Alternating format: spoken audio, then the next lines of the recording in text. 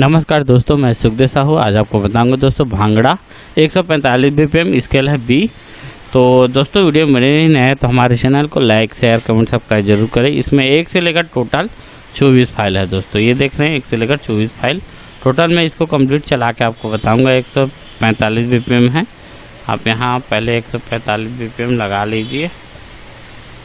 ये लगा है 145 BPM और इसको मैं कंप्लीट चला के बता रहा हूँ आपको।